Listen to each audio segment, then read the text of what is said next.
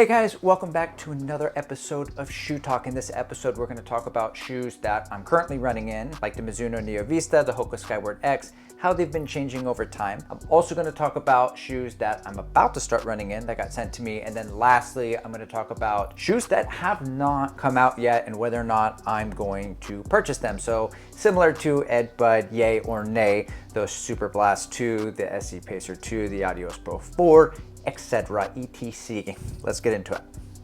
Our first shoe is the Mizuno Neo Vista. What do we talk about when we talk about the Mizuno Neo Vista? It's a little bit confusing. I think the biggest question about this shoe, like if I'm a consumer and I'm thinking about spending $180 to buy this shoe, is what am I getting? Right? So I get on the internet and I type in the shoe and I start looking for shoe reviews, and Joanna pops up and he's talking about this shoe, taking it for easy miles as a recovery day shoe. Then I get on maybe the Doctors of Running and I hear Andrea, she's talking about this shoe as a faster shoe. And then Believe in the Run did the best of 2024 shoes so far, and this shoe was in their recovery day shoe, so for slower miles. And then I just saw today the Run Testers came out with a video and it was battling the Endorphin Speed 4, so like a faster shoe. So like, what is this shoe? Well, I think it speaks to the versatility of the shoe, and here's my take on it after close to, I think like 83 miles so far. I haven't quite got it to 100 miles. I love this shoe for faster work. I love the rebound and I like it for up-tempo work. Today, I also took it out for high zone 1, low zone 2, easy recovery paces as well.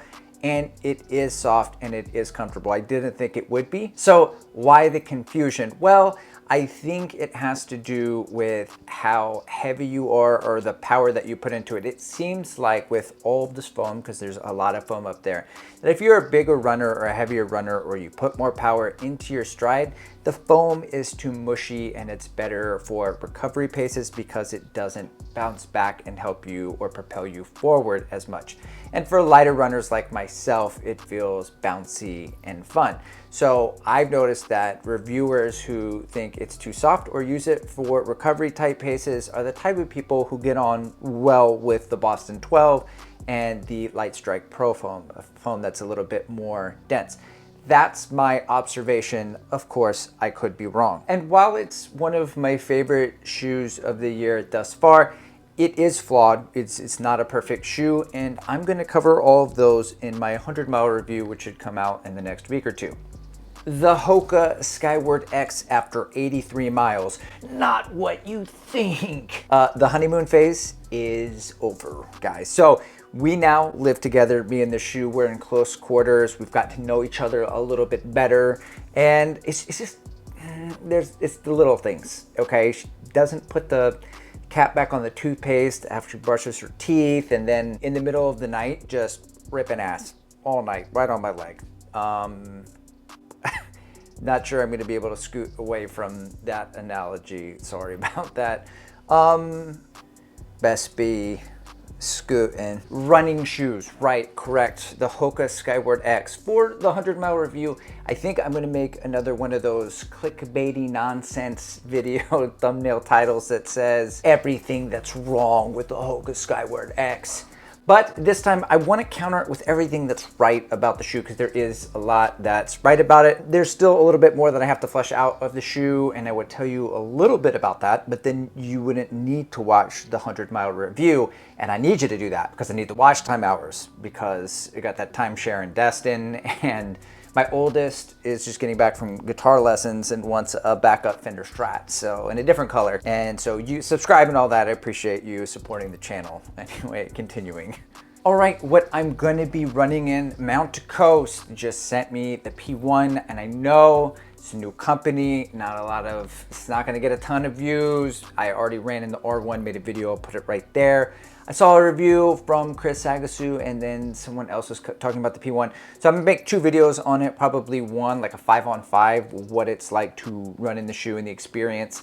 And then I will do one full review where I'm comparing it to the R1, so you can kind of see like what's the difference between the P1 and R1, other than this one's supposed to be a daily trainer and this one's supposed to be a race day shoe, but really how do they compare? Okay, for section number 2, this is going to be shoes that have not come out yet, and am I going to purchase them when they do? Similar to Edd Bud's yay or nay. We'll just call it nay or yay. I mean, I don't know what to call it. So now I have to be honest with you, disclaimer guys, I buy my own shoes, I buy all the shoes, and the ones that are coming out are all very expensive. So I can't run in all of them. I have to be picky, and I don't pick blindly. So I do get on to check the initial reviews to see what are the major updates. What is the shoe overall? Do I just have to have it, or is it like a mild update? For example, the first shoe on the list is the Adios Super Blast Dose.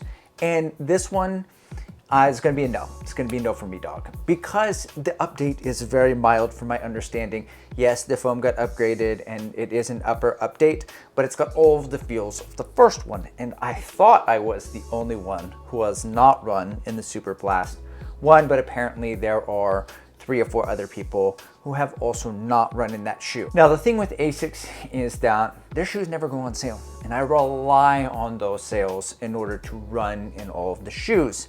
So for the Metaspeed Edge Paris, I paid full price for it, and the Super Blast 2 is at $200. The next shoes that we're gonna talk about are all $180, $200, etc. So unless I just have to have it, it's a no. For shoe number 2, we have the SC Trainer V3. I don't know when the release date is for this one. As you know, the SC Trainer V1, the SC Trainer is one of my favorite shoes of all time. However, when the V1 went to the V2, the 47mm drop went down to a 40mm drop, and I don't know very much about the SC Trainer V3 except that they are going to maintain the 40mm drop.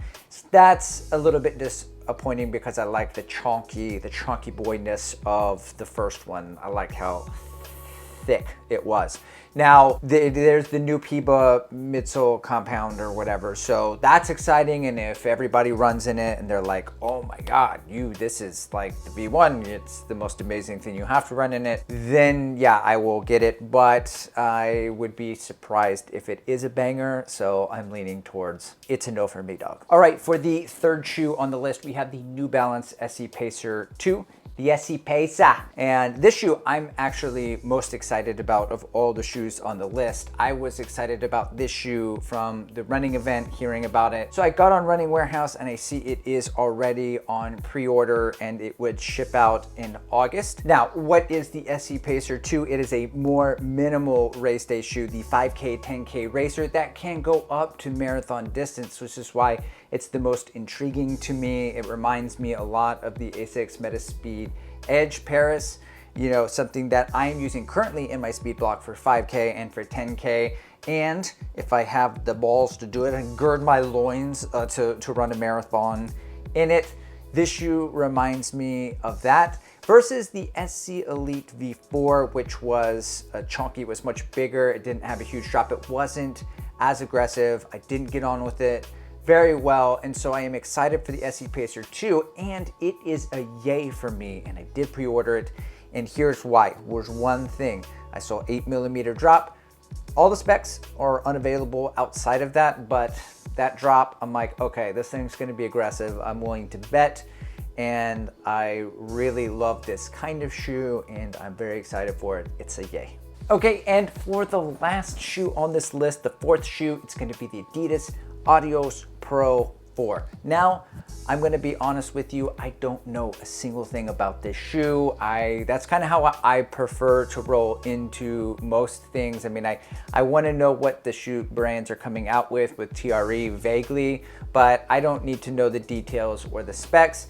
I just need to see how excited people are about the shoe because I'm a huge believer in word of mouth. This is not only how I do my shoes, but this is also how I consume TV shows and movies, right? Like I made a video for members. I have memberships on this channel, by the way, and I do make exclusive content called The 4 Body Problem in reference to a show called The 3 Body Problem. But then I never watched The 3 Body Problem. I was very excited to see it because it was getting some hype, but then it was like, meh, yeah, okay. The word of mouth didn't match up, it didn't land, so I never watched it. And some of the best movies that I've seen, someone's like, you gotta see this movie Parasite, right? You gotta see this movie Midsummer, it's a horror movie. Ah, okay, whatever. I know nothing about it, I just watch it and then my mind is blown. And similarly, that's how I approach shoes. So like the Rebel V3, I love that shoe. On my second pair, I own 2 pairs of the shoe. The Rebel V4 came out, I didn't buy it right away, and everyone's like, yeah, it's pretty good.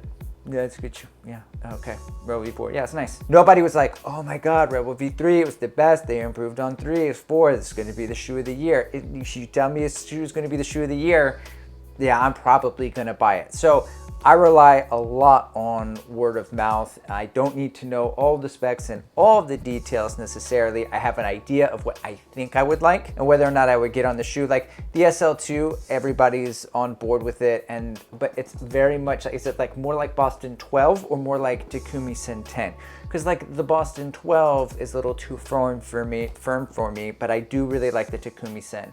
So I could go either way, but here's the deal with the SL. I know the SL historically goes on sale almost within a few months. By like 50%, I can get it for like 60 bucks. So I'm not gonna pay 130 when in a few months I can pay 65. And I already have a bunch of other shoes that I'm currently running through. In my last video, 12 shoe rotation, which you can watch right here. We came along from last place, bottom to top of the fast pace. Out of this surf, I get touchdown. I take a loss, get it back 8. I'm in the gym putting numbers up. You never there, you got that.